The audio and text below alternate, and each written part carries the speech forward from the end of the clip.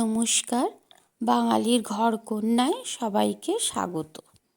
আজকে আমি রান্না করব বাঙালিদের একটি খুব জনপ্রিয় রান্না, কচুর শাক। তবে আমি এটা একদমই নিরামিষভাবে করব। এর জন্য আমি এখানে কচুর শাক ভালো করে পরিষ্কার করে ধুয়ে একটু নুন দিয়ে সেদ্ধ করে জলটা ঝরিয়ে নিয়েছি। এদিকে কিছুটা সর্ষের তেল গরম করে শুকনো লঙ্কা, তেজপাতা আর সাদা জিরে ফোড়ন দিয়ে দিলাম।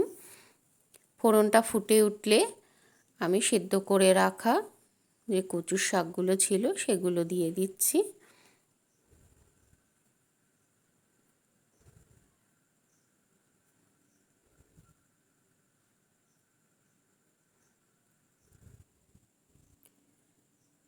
এবার ওগুলোকে ভালো করে নাড়াচাড়া করতে থাকবো।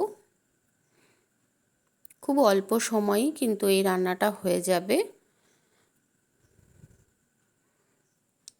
আর দুর্দান্ত স্বাদের একটি রান্না।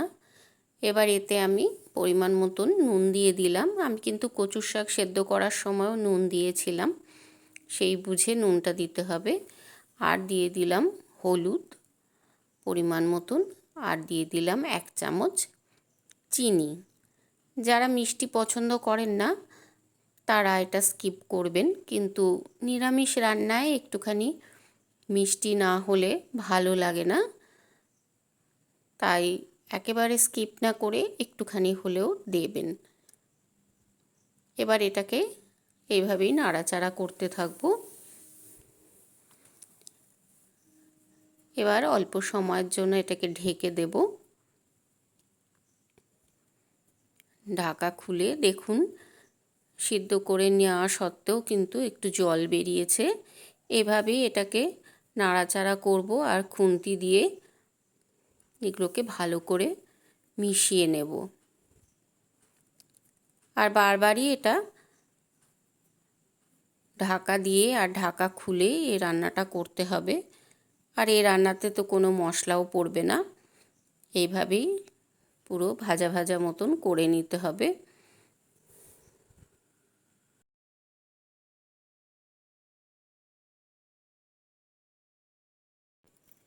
আমি 1 বাটি ছোলা সারা রাত ভিজিয়ে রেখেছিলাম, তারপরে একটু নুন দিয়ে সেদ্ধ করে নিয়েছি, সেটা এর মধ্যে দিয়ে দিলাম। এতে নারকেল দিলেও ভীষণ ভালো লাগে ছোলার সাথে, তবে ঘরে নারকেল না থাকায় আমি দিতে পারিনি।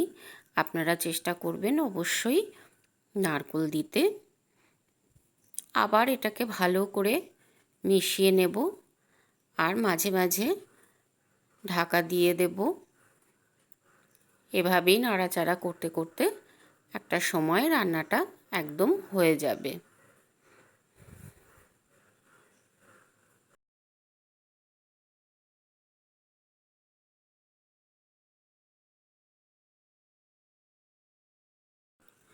দেখুন রান্নাটা একদম মজে অনেকটা মিলিয়ে গেছে।